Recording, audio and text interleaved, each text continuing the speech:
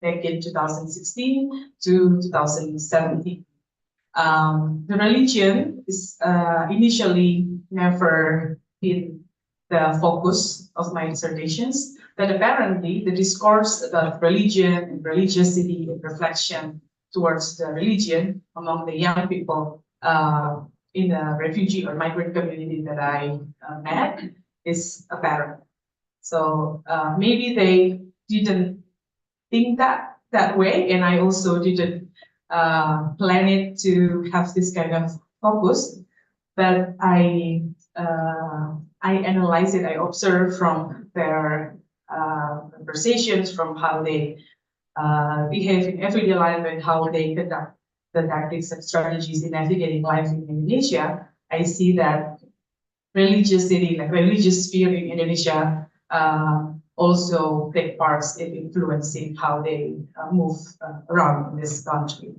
So today, again, I'm so grateful because this is also my opportunity to get feedback from you guys. I'm looking forward. I'm not at all an expert in religious studies or anything, so I will really appreciate whether you will have some, comments or feedbacks or suggestion on how I can maybe focus more on the discussions about this topic. Okay, so this is the cover of my dissertations. This is like a little bit promotion. I graduated in 2021. My dissertations focused on the tactics and strategies and also maneuvers from the independent young refugees. Why I mention independent means that I focus on the group of young people, young refugees from all over countries, mostly from Afghanistan, from Pakistan, also Rohingyas from Myanmar, for example, from Somalia, from Ethiopia, that are coming to Indonesia to get their refugee status processed by UNHCR. And they come to Indonesia alone without their families or without their guardians. So that's why I use the term independent refugee youth, because there are a lot of children and young people who are coming here with their families, and in this case, they will not be my interlocutor because I focus mainly on those who are trying to survive, if you may, here in the transit countries, alone with limited social capitals that they have here. So you can imagine that they will get a lot of obstacle while they're coming here. For your information, Indonesia hasn't ratified the Refugee Convention. Therefore, there are no proper legal framework that protects the existence of the refugees who are staying in Indonesia. But we do have one presidential decree, number 125, 125.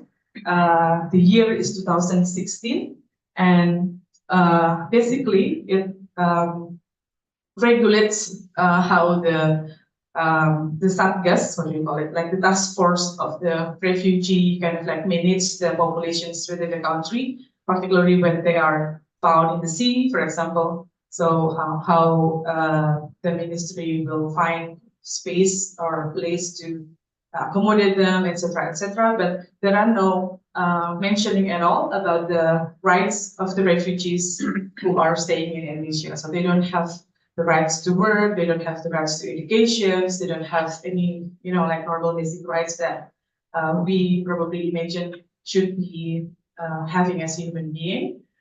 There are some improvements in terms of like legal or regulations related to the refugee populations. For example, there are some circular letters or surat edaran, for example, from the Ministry of Education saying that for the refugee children, as long as you get the UNHCR card, and there are some, humanitarian organizations are willing to be your supporter, then you are allowed to enroll in elementary school, for example. But this is not like, what do you call it? The national law that generally applies in all regions in Indonesia, because the circular letters actually are only directed to certain provinces where refugees are usually located by the humanitarian organizations, if that makes sense.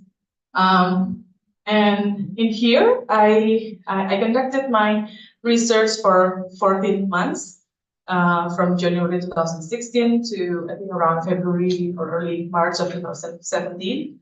I conducted several small follow-up research until today, but not particularly in the issue of religion. So again, I will be happy to hear your feedback about the potential of the topics that I will discuss. So in my dissertations, I divided my chapters into these four kind of discussions, four kind of social navigations. The first, I discuss how the refugee youth navigates the refugee management system, so how they deal with UNHCR, for example, or IOM, International Organization for Migrations, or maybe with other providers that help them with the logistic or maybe the health service costs, etc. And then the second is how they deal with the refugee economies because they don't have rights to work, so they need to do economization, like all possible. They will do some livelihood activities, informal ways to get a little bit of income generations.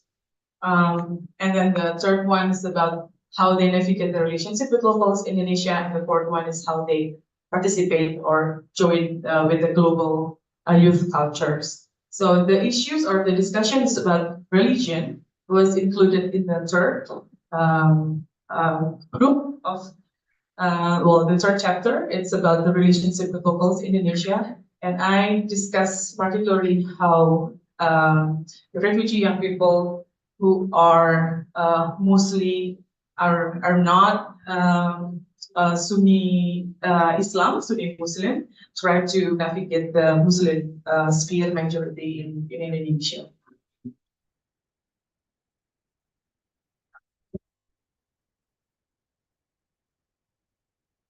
So again, I started my field work without the pretension that religion is something important, but I do know that most of the populations of the refugees who are in Indonesia are from Afghanistan. And I don't know if it's kind of like early stereotyping, imaginations of researcher. I felt that time when I entered the field and tried to merge myself in the community and live with them, I come with pretty proper clothing with like veil and everything, because I imagined that probably that will be culturally sensitive, right? So I come there and join the learning centers that they have. I try to be polite. I try to speak some of the Hasaragi language. It's not enough at all for an interview, but at least I try.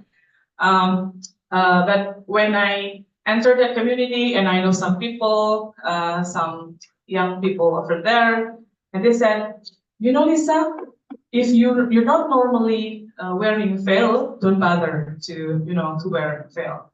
Or and even like if you're not Muslim or anything, so you don't need to adjust to our but not culture, behavior every day. So it's fine. You just do you. You can wear jeans or whatever. You don't need to copy how women dress over here. And after the conversation, they say that, well, for the young people, young Hazara people here, most of us actually are not very religious.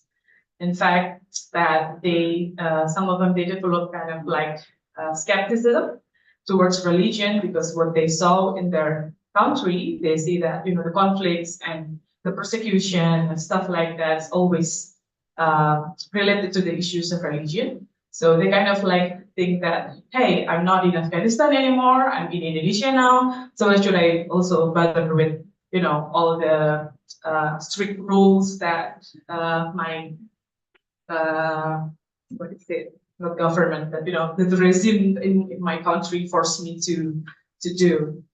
So here is one of the quotations that I wrote in my dissertations.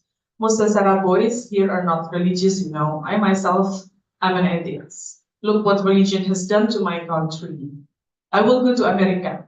I don't need to have a religion there. So it's also, the imaginations that I will be resettled in the third countries, and this person that I talked with is already accepted to be resettled in the US. And he's kind of like, not bragging, but like expressing a thankful feeling that in the new country, I will not be bothered by religion, and I can choose whatever I want. I can, be part of religion or not later on, and nobody will force me. And this is also interesting because I think it's not only the disappointment to the conflicts back home, but also the imaginations that the Western societies or maybe modern societies are the societies that are really skeptic about religion, so that I probably will be more fit into the new society if I also distance myself with this, religion, too much religious identity. But of course, not all, right? Like I also met many independent youths who are still practicing in the daily basis. And this is one young boy inside the Church World Service in Jakarta. So there is like a shelter specifically only for unaccompanied minors, or the underage who are not with their parents when they're coming to Indonesia. So CWS, with the support of UNHCR, have these some shelters, and these boys are accommodated in this house. So this is the everyday scenery from the boys who are still practicing. They have to share one room with probably 8 to 10 other boys, so it's really not really convenient to pray inside the room. So usually they will use the public space of the office to pray.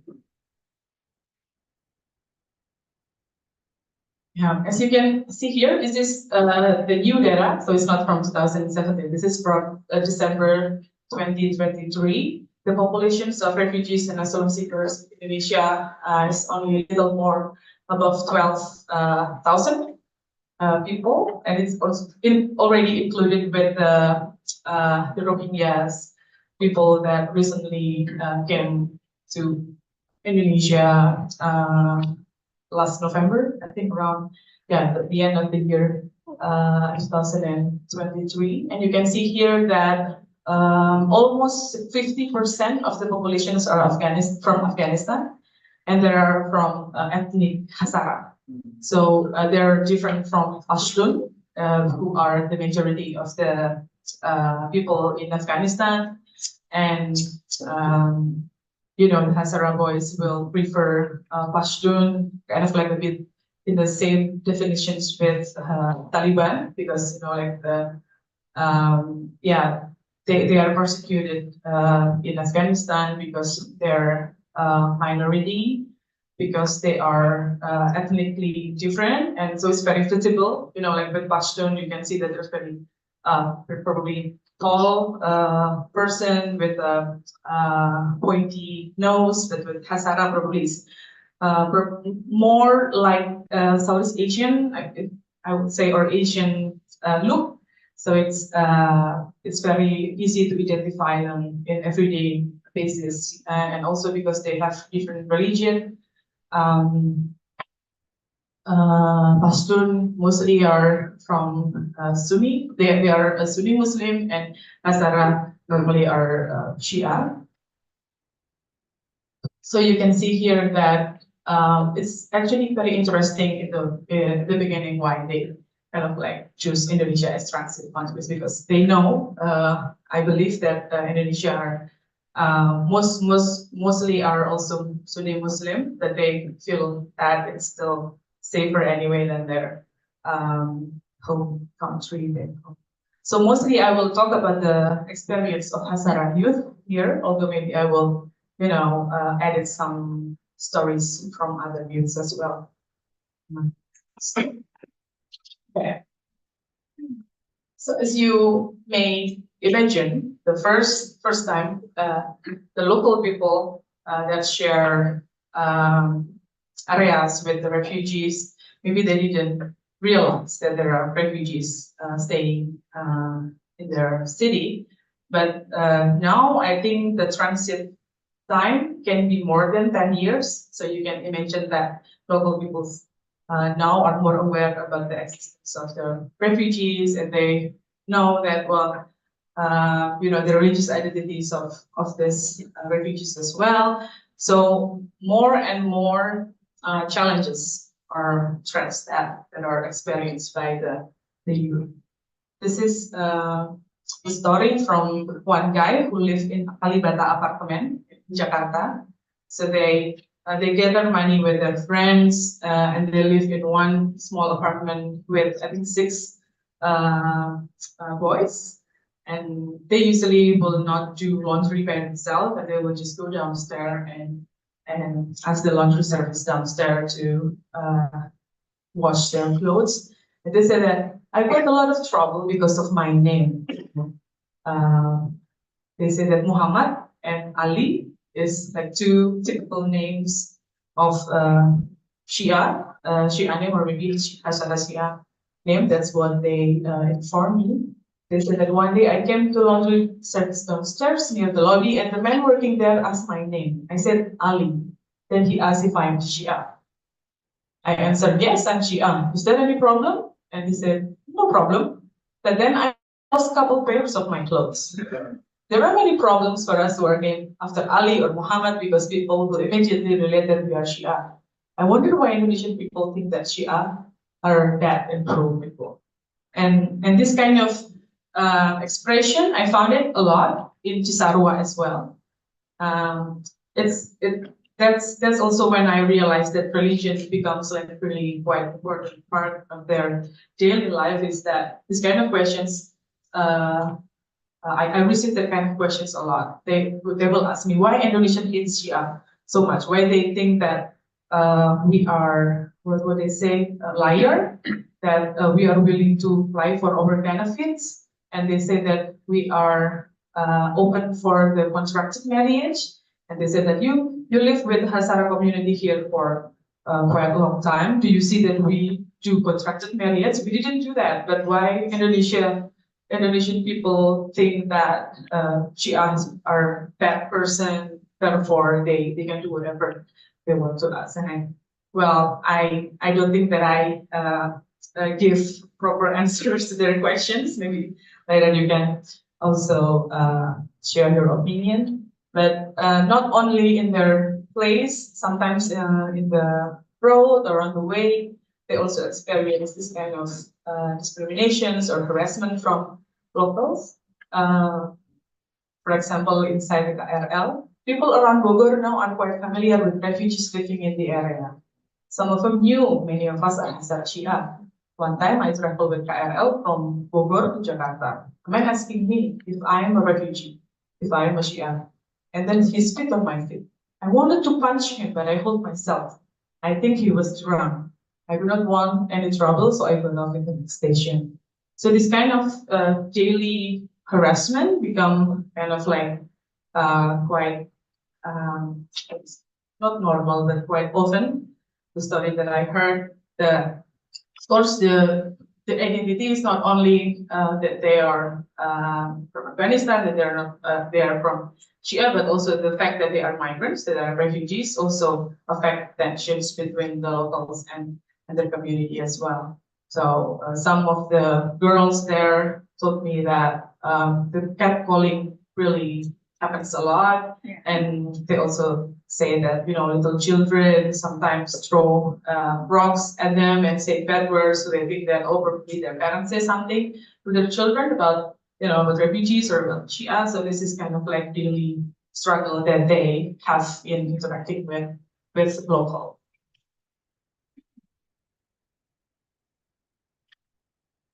In terms of the religious practice, I think most of us know that for Shia, there is one, where we go, event or maybe time that they celebrate every year, named Ashura.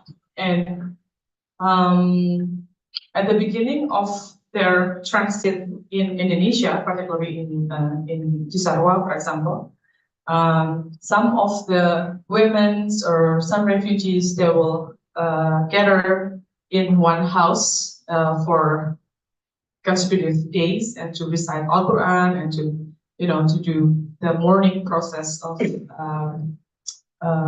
Asura. So here you can read dozens of women had come to the house of Karbala. That's a Shia religious leader in Sarwa during the month of Muharram. For 10 days until the day of Ashura, they had prayed together, melodiously reciting the Quran. They also hid their bodies to mourn the murder of Hussein bin Ali, the grandson of Prophet Muhammad, and the assassinations of his family and followers. After hearing the loud mourning and prayers for several consecutive days, some local people had come to the Karbala's house to protest the noise and had asked everyone to go home. The Abbas said that since that accident, many Hazaras, including youth, had decided to pray silently at home. So one of the tactics that we will discuss further later is also to minimize the conflict with the locals, and they don't want to show off their religious practice. Therefore, usually they will just keep their praying at home. And this kind of disruption not only happened in Cisarua, but also happened in CWS shelter in Jakarta, for example, where the accommodated minors did the rituals, and also in Yogyakarta. Maybe not many of us realize that until a couple years ago, we also hosting certain numbers of refugees, particularly young refugees in Yogyakarta. And I don't think that now we still have refugees in the city. But before, I know that the Department of Social Affairs, Dinsos in Bantul, they hosted and accommodated some young refugees and also refugees families to transit in Yogyakarta. And I think this happens in 2015, where they did the ritual of Ashura in Amber Binangun. And so some of the people who against the, I don't know, Shia rituals or anything, they didn't go there, and the boys eventually were taken by police to be protected so that they will not be punished or anything.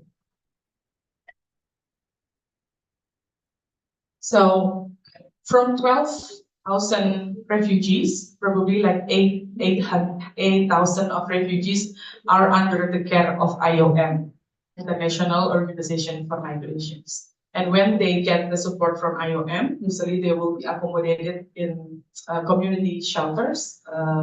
Usually will be like big buildings with a lot of rooms, like kos-kosan in some cities, and they will have curfews and they will have quite strict rules in where they come and go, etc. But the 5,000 refugees are not under the care of any organizations, and they mostly live in Jakarta and surroundings, including in Kabupaten Bogor, near the Puncak, Sarua, and Cipayung, etc. And there are where the self-settled refugees are located. And we see that in 2015, Bima Arya Sugiarto, this is a very familiar news, at the time, controversially banned Shia believers from commemorating Ashura. And also that West Java is, correct me if I'm wrong, if it's still relevant today, but it says as one of the most intolerant provinces in Indonesia related to the religious freedom. And it becomes very difficult for the Hazara youth who are staying there to do whatever they want in terms of the religious practice, right? But when I did some interviews with Lura, with the Kepala Desa, with the head of the village, or the local police, they surprisingly they actually kind of like perform some informal protections. They never blatantly say that, well, they are Muslim Shia and we don't want them to be here. They just say that, well, they're from different culture and we are afraid if that will make some conflicts with local. So even the religion was not mentioned by all of the authorities. And when I asked if there were like some incidents happened between locals and refugees, they said that no, usually if there are some conflicts, it will be between refugees themselves or like local person themselves. And it's very interesting how they say that they are worried there are immigrants or refugees staying in their area, and they say that it will potentially affect the social and cultural things in the locals, that they didn't expose the controversial news. Even I'm also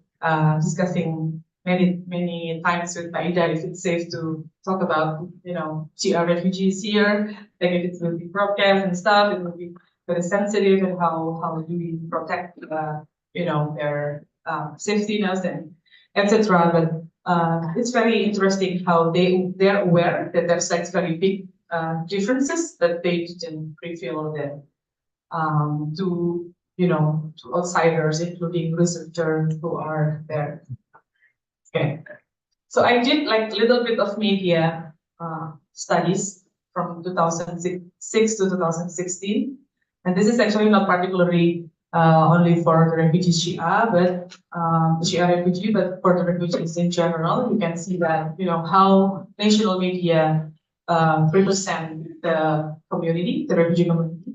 The first, they will call them illegal immigrants, and they were from Iran, Sri Lanka, and Afghanistan. It is like in the early 2006, and then the term will be shift to alleged war victims.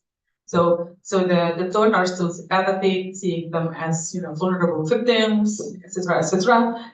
But then after 2013, there will be many news about how immigrants escaping the detention center and try to go to Australia by boat because they want to reach the final destinations. Initially was Australia.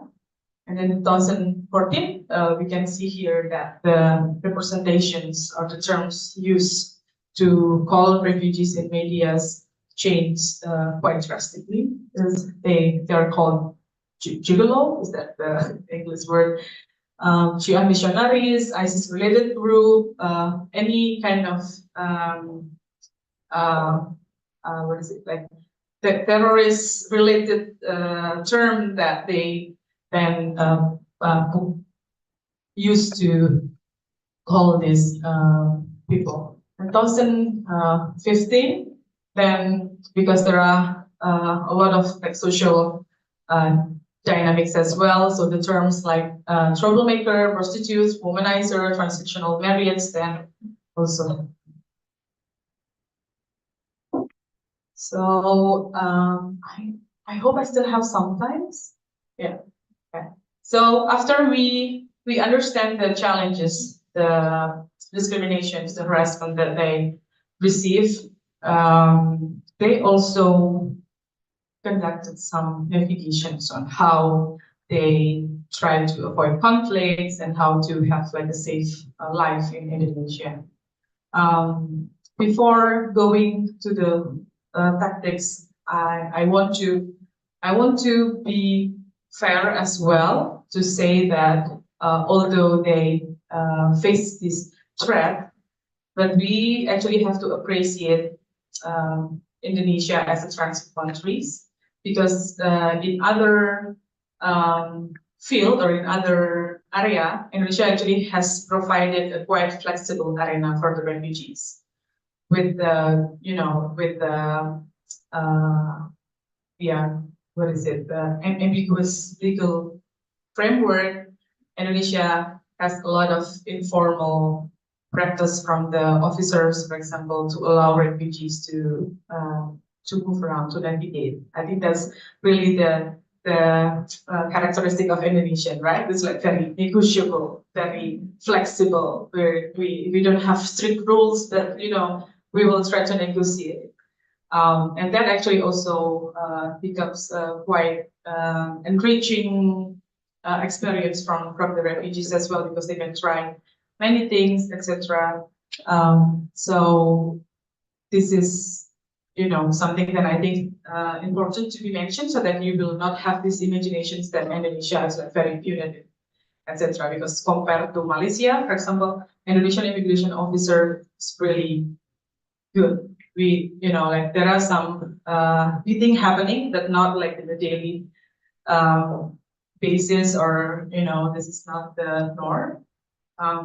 And of course, like other components as well. So let's talk about their tactics. The first one is about the playing around with their ethnic or religious identity. So they know that they're easily identified as refugees with locals, and when they identify it as Hazara, then maybe the interpretation is that they are different, they are Shia, they're bad people, stuff like that. So one of the way is trying to show their or maybe mitigate kind of like their ethnic identity. So they said that not all locals know what the refugee is, and there are refugees in Indonesia. If someone asks, where do you come from? I will see if he already knows about refugees. If he seems to know something, I might tell them that I'm a refugee. But sometimes they know nothing. So I just tell them that I am an exchange student from Iran, or that I'm just a tourist visiting friends and family here in the city. But now it is more difficult to hide my status in Medan. So Medan is one of the places where IOM is located there, and they accommodate quite a lot of refugees. And many people have heard about refugees staying here. And then when people ask me on public transportations about my identity, and I'm sure he does not know I'm a refugee, sometimes I would say that my mother is Indonesian and my father is from Turkey. That's why I look this way. And so my bahasa Indonesia has a different dialect. So, like they will try to mitigate or use kind of like racial or ethnic or national identity, so that people will not be judgmental to themselves. And they will normally maintaining a low profile. We are refugees here, so we must keep a low profile. I know that most of Hazara people here are not very religious, but they always make Muharram such a big deal. If they want to pray, why not pray at home? I'm sure they do not pray 5 times a day anyway. Why bother showing off their religious identity? This is, of course, coming from refugee youth who are pretty skeptical about religion and see that hey, Jude, we are not in Afghanistan anymore, so you don't need to be very strict about religion. Just be chill, la la la. But of course, other guys have, of course, different opinions in the community. Mostly, Hazara refugees will practice their religion privately. They will pray at their home or their room. And due to the different practices in Shia and Sunni prayer, most Hazara youths hesitate to join Indonesian to pray at local mosques for fear of discrimination. They're really afraid. They're really afraid if they get caught, maybe doing some hand gesture that are different with locals. They just don't want to risk it, so they decided not to join Friday prayer, for example. Refugees are generally not comfortable attending prayers in local mosques, as they are often asked many questions. In local neighbors in Cisarua, if local neighbor in Cisarua asked him and his friend why they did not join the prayers at the mosque, they answered that they had something to do, that they had to study, or they were not Muslim. When they want to pray at Shia Mosque, then usually they will go to visit Islamic Cultural Center or ICC in Jakarta, and this is usually happening, but not something regular. Of course, the tactics are pretty different compared to these youths who are coming from Yemen and Somalia. So this is not the picture of Hazara youth. This is the pictures of Somalia and Yemen, who are comfortably will join Friday prayer or go to local mosque because they are Sunni Muslim. So this kind of different tactics. I also know that getting close with the community, the local mosque is very useful for their safety as well, because there is one story when the immigration officer come to the area trying to detain one asylum seekers who are refugee status already rejected. But the local community said that no, you cannot take this man because he is a good person. He goes to mosque every day, every Friday as well. So we will make sure that he will not do bad things here, but please don't take them. So there is like a story where locals also help and build solidarity with the refugee youths when they have chance, to interact in local mosques, etc. And that kind of chance, of course, will be more open for the Sunni refugees. I found also this kind of tactics. This is pretty rare, but it happens that some Shia refugees, they even are willing to learn all the gestures of Sunni praying to make a good relationship with locals. So they didn't say that they are Shia, they say that we are Muslim and also Sunni, we pray the same way with you. So he said that local people here in Cisarua have been grumbling about why we claim that we are Muslim, but we never pray in mosque. So I just come every Friday to mosque and pray together with them. I follow the Sunni way of praying with their hand gestures and everything. No problem. It is basically the same. What is important is what I believe inside my heart. Not many refugees will be willing to do what he did, because I think the risks are quite bad if people are discover that he is Shia. I don't know, maybe he will be expelled or maybe he will be preached at. This is not something safe to do. Other than that, I also found that they often borrowing Christian or maybe Western identity, that the Western names are usually related to Christian names. So it's kind of like Western / Christian identity. If we remember about Ali, that lost a couple of clothes in the beginning of the story, the next time that he will go to any stores, he will say that my name is Jason or Angelo, just try to use like a more neutral identity so that people will not do something unpleasant to them. And when they will be asked about their religion, why they don't go to mosque and anything, then they will comfortably say that, oh, I'm not Muslim, I'm Christian, so people will not ask further questions to them.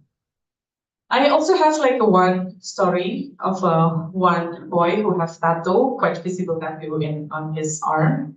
And one time local Cisarua asked him if he's a Muslim, and he said that yes, I'm Muslim, imagining that will be the correct answer, right? Because same Muslims, same Muslim solidarity. But the local lady, asked him, well, if you're Muslim, why you have tattoo? We as Muslim, we should not have tattoo. And after that, every time he was asked about his religion, he will say that, well, I'm Christian, and it's okay to have tattoo. And he said that when he said that he's Christian, the local Cisarua will not bother him any longer. So he said that, I think Muslim people, maybe in general or not, I don't know, but when they see that other Muslim fellow did the bad thing, they will be tend to more reprimand to that person. But when someone say that, well, I'm from different religion, then they will not, pursue it like any further. Claiming to be Christian is an intriguing maneuver since it shows that the independent youth comprehend how locals exhibited more tolerance towards other religion in some degree, of course, and usually exercise more control over their fellow Muslims. Local people will not interfere if a Christian has a tattoo, for example, but feel responsible to reprimand a young Muslim if he has one. Not only borrowing, some of the refugees, they also find solace, if you may, in some Christian community in Jakarta. For example, there is like Persian refugee service, mostly are from what is it? The members are mostly refugees from Iran. The leader actually are Christian refugees, Iranian refugees who are in Jakarta, but the members, most of the members are actually were not Christian, but then converted when they are joining the community. Many say that there are elements of refugee economy because usually church will have some, not benefits, what is it? They will have some programs to help those who are in need. And if you are part of the congregation, then you will have access to get some help, particularly within the refugee community. So many people who are not going to the church will say that, yeah, I know that person, he's Shia, but now he goes to church. I think it's only because, you know, he needs some allowance from the church. But of course, that's you know, that's not the whole story, because I also observed that they've found the sense of community, peacefulness that they share with their fellow members. So the preacher left Iran with his family because they were Christian, but a number of the congregation actually converted to Christianity during this year's long purgatory in Indonesia, where refugees and asylum seekers are not allowed to work or go to school. A few of the regular attendees are not even Christians, just refugees who enjoy the company of fellow Iranians and a hot meal sometimes. Reza also said, I was arrested for playing music back home.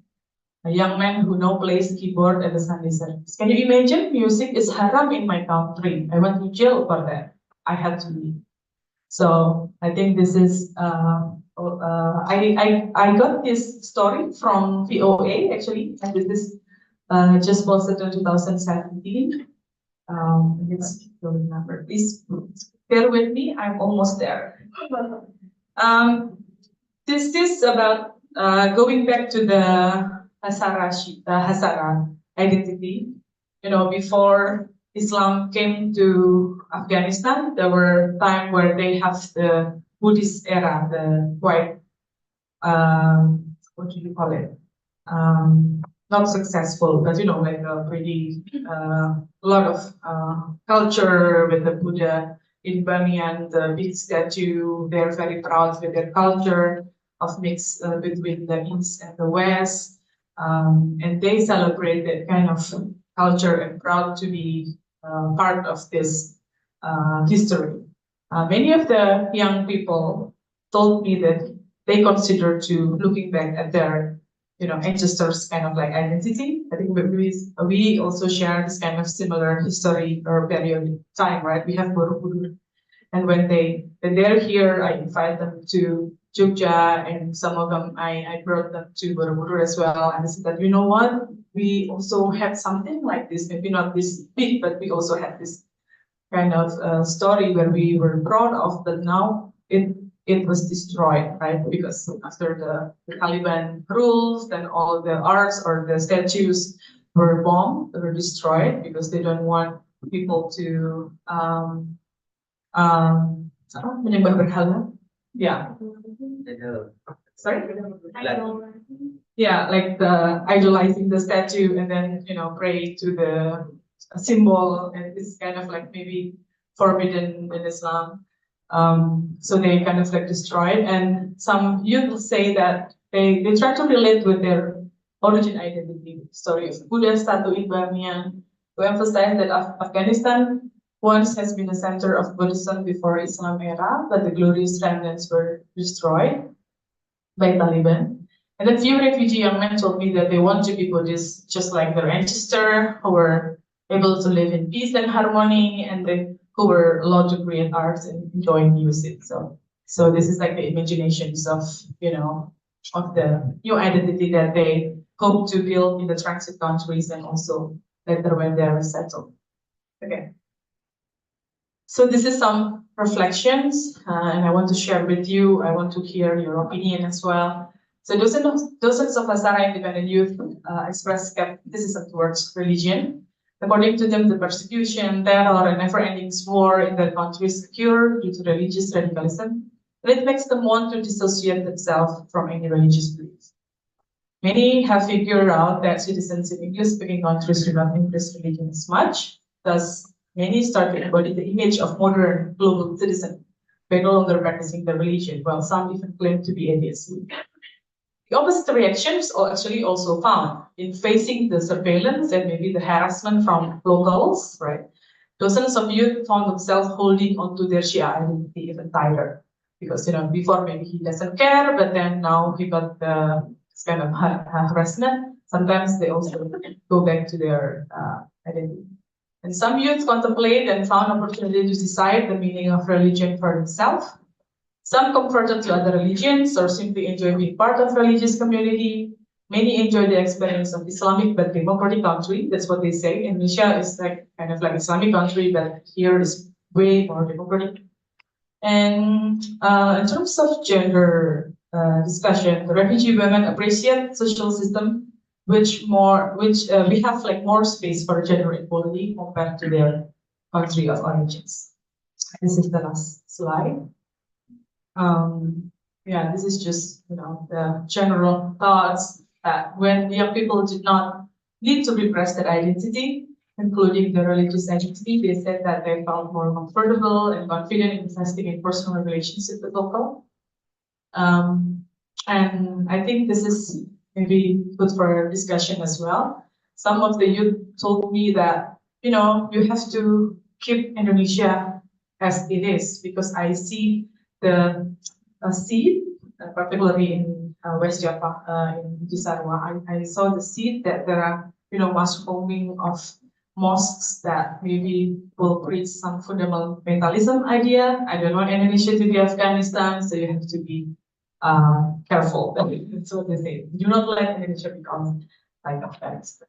And with that, I think I will conclude my presentation. So I'm looking forward to your comments and questions or suggestions. Thank you. Okay, thank you, Kak Realisa, for the very insightful presentation. Now we open floor for questions. Okay, we have yeah. Ask Abby first. Oh, Nanda first. Oh. Okay, thank you. Thank you so much, Realisa. I am Nanda. I actually from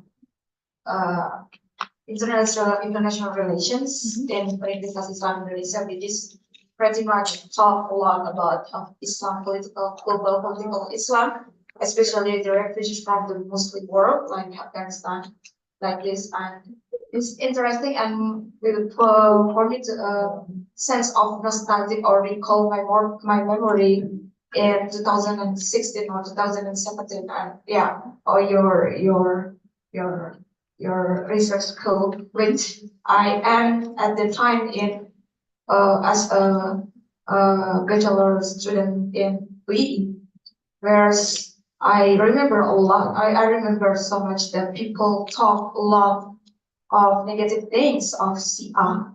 Whereas, did you remember when the 2015 and 2017, whereas like polarization of Islam political become so harsh, when the youth of Indonesians like talk a lot about hijrah, about Islam, about Sunni, about Shia, and like every Ustad talk a lot about Shia. So I think did you have any sense of why this persecutions and discriminations and prejudice towards Hazara street by Cisarua and local people? Because I came from Java, West Java too, and I do agree. I have so many intolerant experience towards not necessarily stranger, but everything outside you, of everything outside Sunni.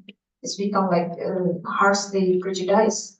Do you making sense of this? Why persecutions and discriminations? What the story behind? What the background, social background? What's happening in 2015 and 2017? So you know the comparison from 2017 with today 2023. I think like Shia and fundamentalism or Islamic separatism, Islamic right wings political party and movements like that not as harsh as today. For example, in Pemilu 2024, it's not so but pretty harsh like that. And like, do you making sense of the reason behind these persecutions and discriminations towards Azam? Because yeah, I see how you navigating the youth and your presentation is wow so rich on that how they get the local prejudice, but I want to know you are making sense of the background why this discrimination happened at the time. You want to go first or? Up to you. You're the moderator. Sorry, just yeah, I can answer that. Oh, yeah. Okay, thank you so much for the important questions. I actually kind of like expect that you will tell me why such things still happen in Indonesia. But you know, at the time, maybe I can share my 5 cents in this matters because I was not particularly interviewing locals and you know their perspective on refugees because I focus on the refugees' perspectives themselves and how they navigate the life in Indonesia. But I get this some sense, like particularly in West Java, structurally, if we will talk about the structural violence on the religious freedom in Indonesia, we can see that Bima Arya at the time, controversially, which one? Then Shia believers from practicing Ashura. So you don't only feel it in the daily interactions. Even the authority at that time said something that's very discriminatory to Shia people, right? And with my limited understanding about how what's the religious educations in West Java, I can imagine that from the story the youth that they told me, saying that you know local people told me that because I'm Shia, then I must be a bad person, that I must be see that lying is okay. Saying that you know like contracted marriage is kind of like our norms and stuff like that, then maybe it's easily that we can assume local people have this kind of prejudice towards Shia because they're taught so. You know, I don't know if it's like from their religious teacher or from their parents, or maybe also if you see not only in West Java but also in Yogyakarta, there are some spanduk what is it? So in the public space, you know, sentiments. yes, with this Shia sentiments, and probably people, yeah, well, maybe us, we also don't bother to study other religion, right? So when we hear about this kind of stereotype, we don't really check it if it's true. We don't really read what's in the Quran, what's actually the difference between Sunni and Shia and how, you know. And I think it's also affected with the international political discourse as well. You know, like what we see in the social media, in the news, in the televisions, how you know the wars like in some countries between Sunni and Shia, for example, how the politics I think also influence how people in Indonesia perceive like some issues in a certain way that specifically in the West Java. It's I think we need like more research, and I think GFGS also has this report every year or so about the religious freedom. Yesterday. Used to be, okay, yeah. At least I have attended like one seminar where, like the annual annual discussion about the religious freedom in Indonesia. Probably that's what I can yeah mention. Okay, thank you. Next question.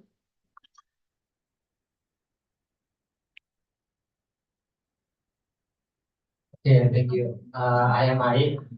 I'm a refugee from Makassar. Welcome to Jogja, Mas.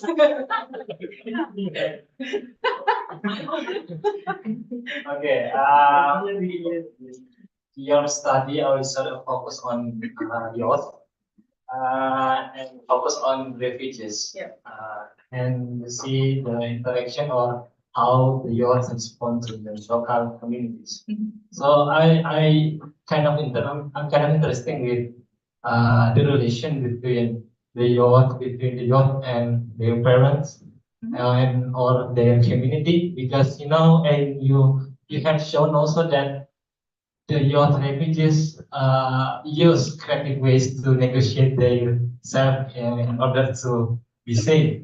They use negotiate their identity as a student exchange and so on, and try to come to the house of worship, and I mean the different with their belief, and they try to negotiate them.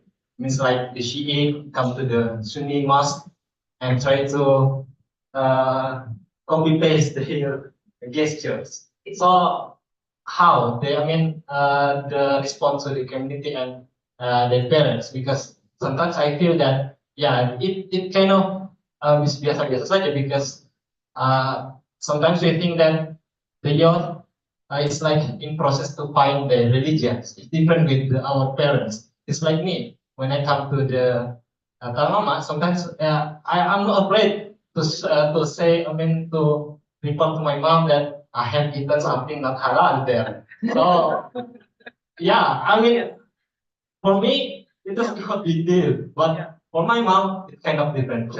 They respond. So do you find like something like that or not? Thank you. Dia sudah bukan halal. Something halal, something not halal. Yeah. Bisa beli without saying basmala. Thank you. Thank you for your questions, Mas.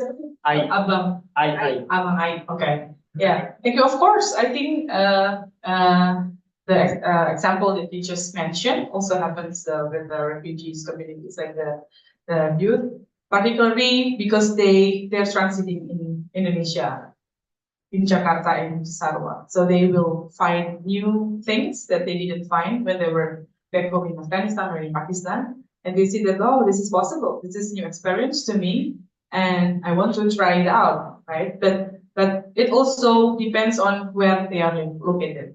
For example, when they live closely with their refugees communities, with their ethnic communities, they will expect that some elderly like Karbalai, or maybe like the other older men and women will be there, and there will be more like cultural surveillance for them. Although they come to Indonesia alone without their parents, but they know that that the community, they will watch over them what they wear. For example, for refugee women, for the first years of the this transit time will be very difficult because they want to try Indonesian fashion, right? But they know that they still have to follow kind of like guidelines of how to properly dress as Hazara women, for example, within their community. So I also found some condition, or for some cases where refugees then, the young refugees, they move from Cisarua to Jakarta because they try to avoid the surveillance. So as you may imagine, like the big city like Jakarta and Makassar, there are many refugees who are staying in Makassar. Yeah. They will try to blend with other youths as well. And they also make collaborations as well, like music collaborations, probably art collaborations. They also many activities that they did with locals to empower their own community, and also to create some project or a lot of creative stuff that they did. So I didn't mention that because we focus on how the navigations are related to religions, but they also find connections with locals youth as well.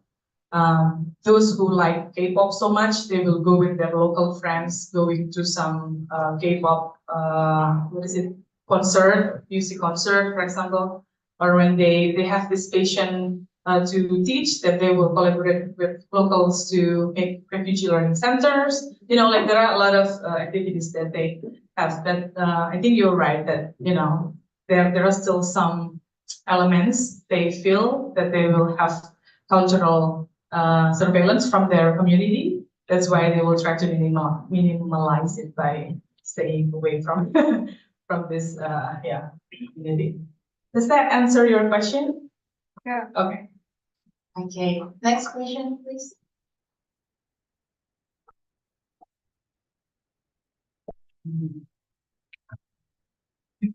Matur nuwun, thank you very much. First, I want to congratulations to Department of Anthropology for achieving the rank 51st. And really deep Everyone in the house for Department of Anthropology. I'm coming to celebrate it. Thank you so much for the acknowledgement. So we have, we have a great opportunity to hear from one of the best in the world. Yeah. It's true. It's not the best in the world. One of the. Okay. The history of religions for me is sometimes the history of migrations. The father of Abraham is actually a refugee, but nowadays the contemporary migrations, the history of refugee nowadays is not the history about the glorifications. It's the history to fight for their freedom and fight against their boredom. Boredom, kebosanan. And then, interestingly, you say that they come here without without social capital. They displaced from the place, come here, no social capital, but in here they accumulate their social capital. And my question is, how do the youth refugee, convert their social and cultural capital into, we could say, migration capital? So because Indonesia is not the final destination, Indonesia is the transit. Yeah. So how do they convert their capital into this migration capital? To what extent religion play roles in this process?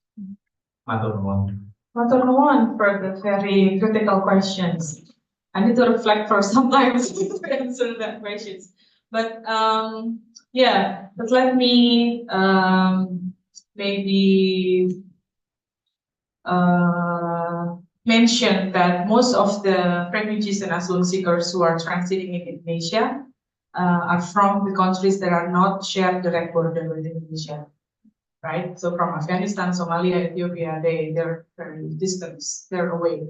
So probably they choose to Indonesia, obviously, because before they want to continue the way to Australia, but now because Australia closed the border and then push back the boat to Indonesia and spread that those who are captured, they will send to Nauru or maybe to what the other island in Papua New Guinea that hold the Indonesia.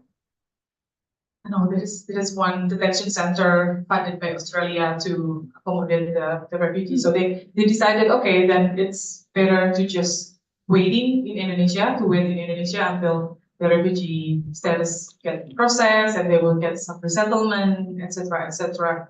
The information is why Indonesia, I think it's also influenced by how transporter, if you may, or people will say this, people smuggler sell their, service in this country of origin, saying that, well, in Indonesia, you will wait for relatively short period of time compared to Pakistan or India, where you probably have to wait for 20 years.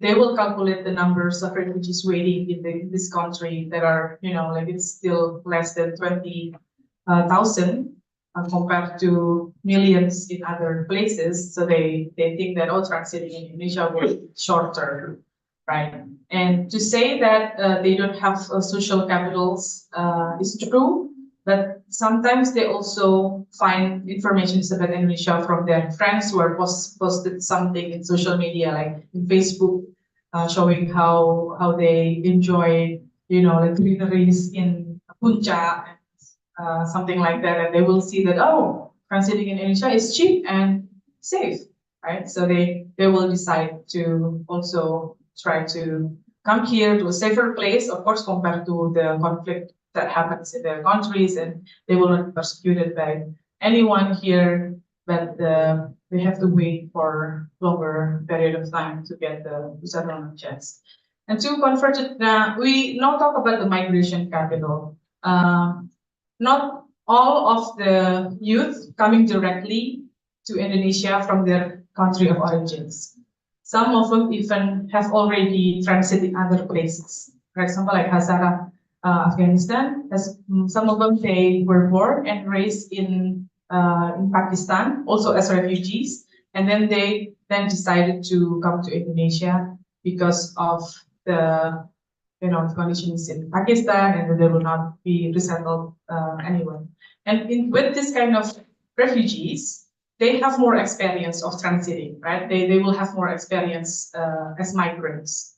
So this kind of refugees will be the pioneers when they are in Indonesia to do many kind of creative things, because they have had it in the previous transit as well. And if we talk about religion, I think I will say that Indonesia is kind of like experiment place for them, right? They can try many things, they can reflect many things, and I think that will this is kind of like the exercise space. Do they want religion or not? If they want religion, what kind of religion do they want?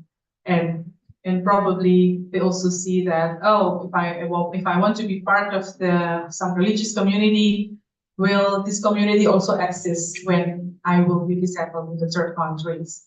And that will be good if they're right, because then you will feel more secure, you will feel more confidence that you have more social support from this religious community. So yeah, of course, like different people, they have different thought, but in terms of religion, that's the limited information that will be I can share. Yeah, I think. But thank you very much for the questions. I will think through about that maybe I can elaborate more. Thank you.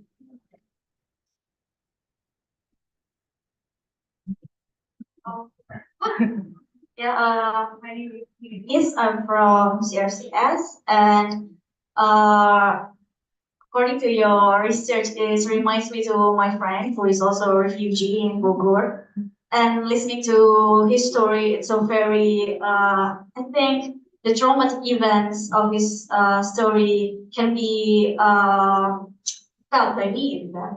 And according to youth refugee, I think they also experience much more because their mental not really stable as adults. Even the adults also can be so fragile, so vulnerable to those events. So based on your experience and also your findings, can you explore more on how the youth refugee maintain their mental health issues? Because when you explain about the traumatic experience and also like moving from one place to another place, even like me, I need to adjust myself, especially them, that the changes are very huge. And based on my experience, even my friends, some of them deal with refugee, deal with alcohol, for instance, like that, and etc. like that. And in Indonesia, especially as you also explored it, Shiites is so very difficult to adjust themselves in Sunni community in Indonesia. So how they can maintain their civic adjustments to their locals people to make their fit in with the people there. So like how would they maintain their mental issue and also how they can maintain their civic engagement with others. That's from me. Thank you. Thank you so much.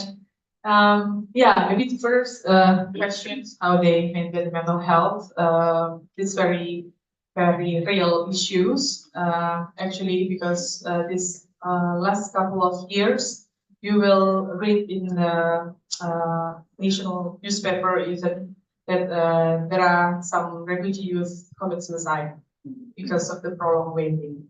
So the frustrations is not only because of the discriminations from locals, from from limited access that they have, but also from the precarious conditions, from the uncertainty.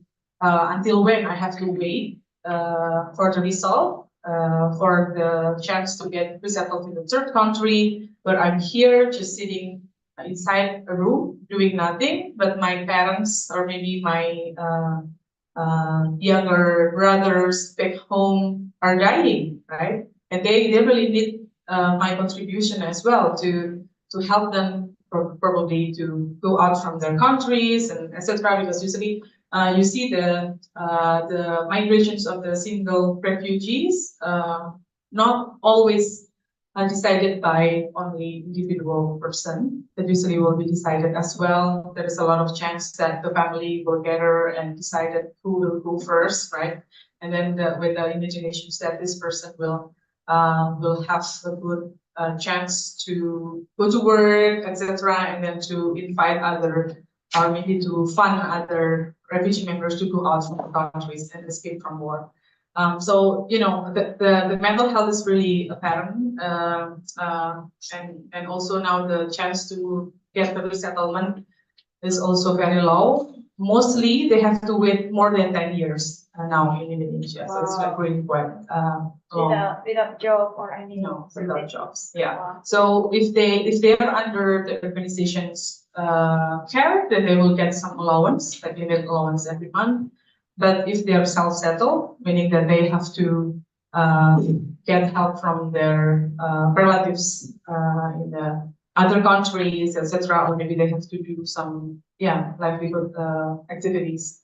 I will say on this mental health, this also depends on where they stay and what what kind of activities is accessible for them. I see that now young refugees are actually not victims. That was my claim, right, in the poster as well. And that's because they have like a lot of motivations and also capacity to build something while they're waiting in Indonesia. So many organizations, refugee-led organizations, including refugee learning centers, are mushrooming now, in Jakarta, where they teach the young kids who cannot access local school. They teach them in this like refugee learning centers and help them even to get the GED certification, so that when they are resettled later, they can continue their educations more smoothly, etc., etc. So when they find this kind of like activities that they feel they are growing while they're waiting in Indonesia, I think that is really good coping mechanism to save them from mental health issues. But when there are not much access or opportunity around the place that they stay to join this kind of initiatives, I think that will be quite difficult as well. If their daily lives only eating, sleeping, waiting, worrying about families back home, then you can imagine that it will be very difficult for this young. And the second question was how they maintain the social relations with locals, right? I will say that their collaborations, like I mentioned before, was also with the Indonesian locals, mostly are young people. And I don't know if I'm like overgeneralizing it, but usually they will come from a certain education background where they understand the conditions of the refugees and when they are willing to collaborate with refugees. So usually they will be from people from the, maybe similar interests with the refugee youth, that they can collaborate. But in general, this is just probably relation between landlord and those who rent their place, or just in the so the shallow relationship between the locals and refugees, if they don't have like similar what is it, interest in doing some collaborations. Thank you. Okay, more question?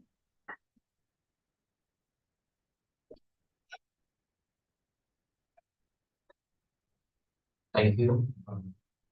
Thank you for the wonderful presentation. My name is Sarifli. I'm a member of PUNSI, Study Forum and Collect. There are two questions that I want to probe or ask.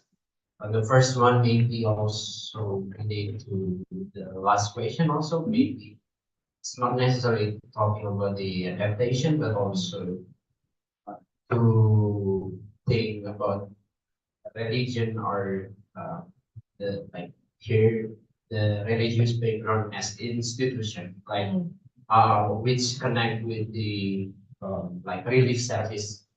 Is there any kind of like most Islamic based kind of institution?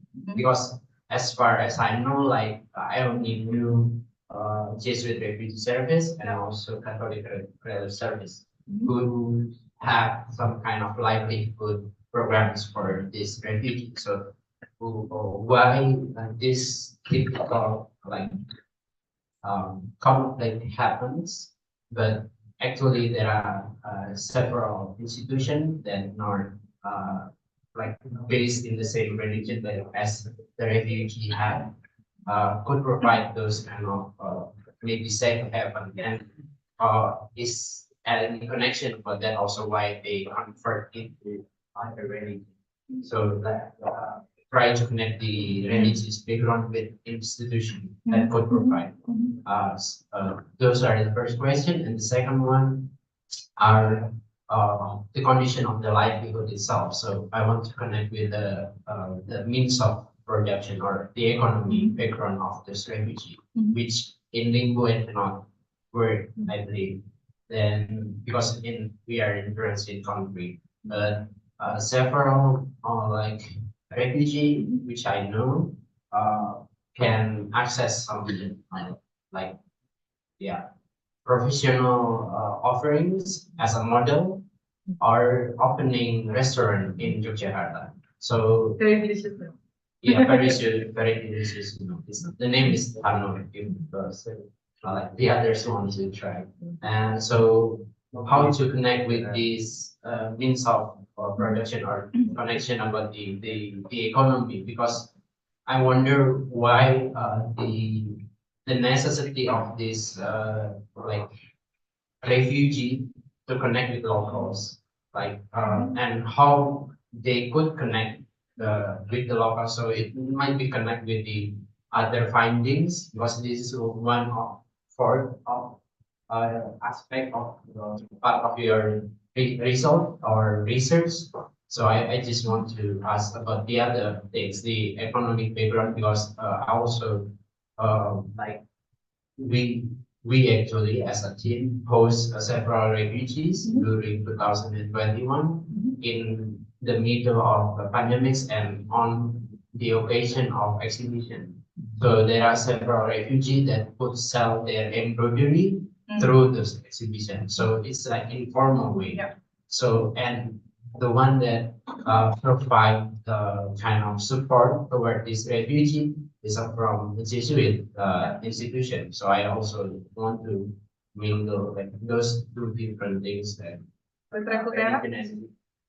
refugee sejahtera.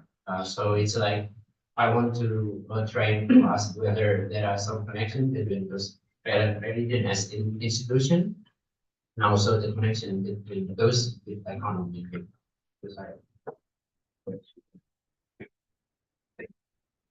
Thank you so much. That's pretty complex questions. The first one about the institutions and the religion. Yeah, it seems that all the organizations who are care for refugees, for example, like this with refugees service, the church world service, who are partners with UNHCR. Then you also mentioned the Catholic who helped the thing in not Kalibata, the Kaliders, yeah. What was the name of the organizations again? But there are some local Catholic services. Yeah. CRS. Yeah, yeah, yeah. I'm thinking how I will respond to the questions because it seems that like how certain religion like engage to this yeah services and stuff like that. I will say that now like CWS and Jesuit Refugee Service, they didn't operate as a religion based organizations. That was my understanding. That they're kind of like humanitarian, like service. Although of course there are like Christian or Catholics value that they that that are the base of their missions, etc. But I would say that the interactions in the field where they do the service to the refugees are that they are professional, like humanitarian service provider, meaning that the refugees they will not have to be converted to get the access from these organizations, right? So because they provide for all kinds of refugees from different kind of like religious background. If you ask if there are other organizations that are involved in taking care of refugees who are not Christian or Catholics, I met Dompet Duafa when I did my research in 2016, and they collaborate also with CWS and also UNHCR to create like some spaces for refugee kids, specifically for, not specifically, but mostly for Somali community. And I don't know if it's like if it's too sensitive, maybe you can like cut it later. But when I visited Rohingya shelters in Aceh in 2015, I also saw some of the humanitarian organizations that are like Muslim based as well. But I know like some of them specifically not target like help Rohingyas because probably it's less controversial, right? Because Rohingyas are Sunni Muslim, so I think it's easier for them to do some legitimations to use the funding from their members that because usually the money will come from zakat, right? That they will have more what is it? Not responsibility, but they will say that, oh, your money that you trusted to me are given to those who are in need, and that is not controversial at all, right? That they're not really involved in the taking care of the general refugees who are in Indonesia, because I think, well, this is just my guess, because there are some communities that probably would be controversial as petitions. So I think there are like different kind of organizations, and how religion also plays in their management systems. I think that's very interesting questions, but we need to see how the religion, or maybe not even religion, maybe the belief in that group will affect how the organizations provide service for refugees. And issues about the livelihood opportunity, yeah, like I said before, Indonesia is pretty like negotiable and flexible countries, right? Society. Although we don't have the strict national law saying that refugees are allowed to work, there are some statements from officials, particularly from those who are in the Directorate of Immigrations in Jakarta, saying that, well, we don't want the refugees to starve, so we can kind of like support them if they have some initiatives to do some livelihood opportunities. as long as they partner with locals. So I think this kind of program maybe will be initiated maybe this year or maybe next year, also supported by UNHCR as well. Showing if you go to UNHCR website, you will find like some links to the story where refugees in Jakarta sell some chips, you know, the potato chips and some stuff like that. And they said that as long as it's like home industry and that you partner with locals, then it's possible.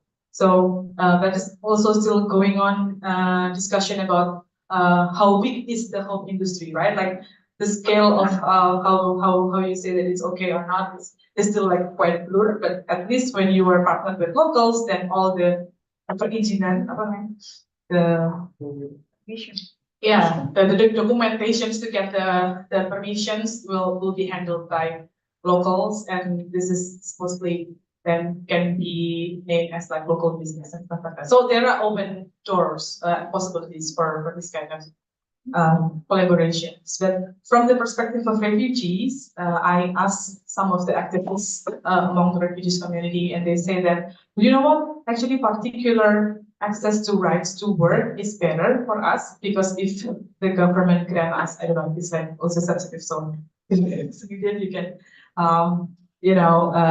censor it. But some of them say that if Indonesia gives us like full rights to work, that will be more conflict for us. Locals maybe will be, against our existence in Indonesia, and backlash. And the second one is that maybe then resettlement countries don't want us anymore, because they will see that, oh, refugee is fine in Indonesia, they can work there, so we don't need to, accept them for the resettlement. So there is like a lot of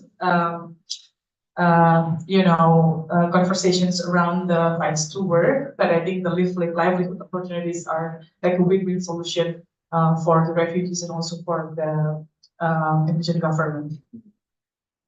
Thank you.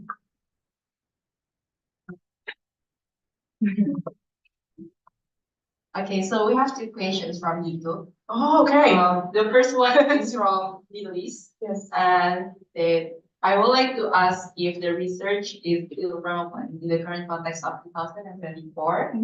And from NG, is there any educational guidelines on how Indonesian citizens should act toward the refugees? So this questions from. Can you repeat the second question? Is there any educational guidelines on how Indonesian citizens should act toward the refugees? Respond should work with the refugees. Okay.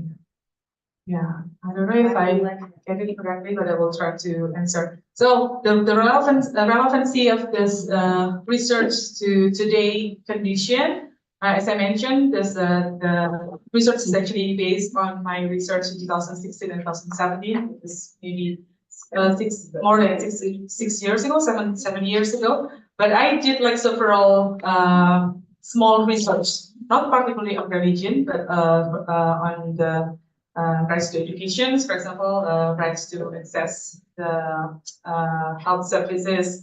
So every year I updated my data a little bit. I will say that in general, this finding are still relevant. The statistic that I show you, also the statistic from December 2023, so it's like new, data. And the discussions are still there. I think if I want to write like a paper focus on the refugee religiosity or like this kind of thing, I think I will still have to update the data to see how it goes now. But the data that I show you about the congregations that are in Jakarta and stuff like that, is you can easily find it also in the newspaper, right? It's still relevant until today, and I will say that maybe the members are even growing as well. So that will be my answer for the first question. And the second questions, the education guideline, I don't know if I understand that, but is it like from Indonesian locals to refugees or from Indonesian government to refugees? The local community. local community. Okay, so maybe the questions will be like how, what kind of things that we can do to collaborate with the refugees. Okay, yeah, I think you can go in some learning centers or in like refugee initiatives organizations to offer to tell them what is your interest and also what is your skill that maybe also can be useful for them as well. If it's like too far from Yogyakarta, you also can visit them online. There are some, organizations that maybe you want to join. For example, well, our learning center, we have Sarwa Refugee Learning Center, Refugee Learning Center. We have RLN, Refugee Learning Nest, is also in Sarwa. In Jakarta, we have Roshan Learning Center. There's just like learning centers, but they also have RAIC, RAIC, and also they have help refugees in Indonesia, and you will find all information about that. And I also knew some of the refugees because it was like related to your previous questions about the skill, the economy. The skill of the refugees are very diverse. Some of them, they even graduate from like with master degree as well. And, like a background very diverse, for example, like engineering and stuff like that. I know some of them, they make collaborations as well to open for example, like computer service center, or, they will provide the website development if you will need it. So yeah, now you may start thinking to also collaborate with refugees when you need something, because they will really help them a lot to use their service and skills. Okay, thank you. And that's the end of our Q&A. Which one made this question? You really got me, reflects a lot. Thank you so much. Okay, so before we end this forum, I would like to ask Mas Anju to give the token of appreciation for Kak Realisa. Sure. Thank you. Kak Realisa. Thank you so much. Salaman. Yeah. Thank you. Semoga Ya, semoga berguna ya. selesai.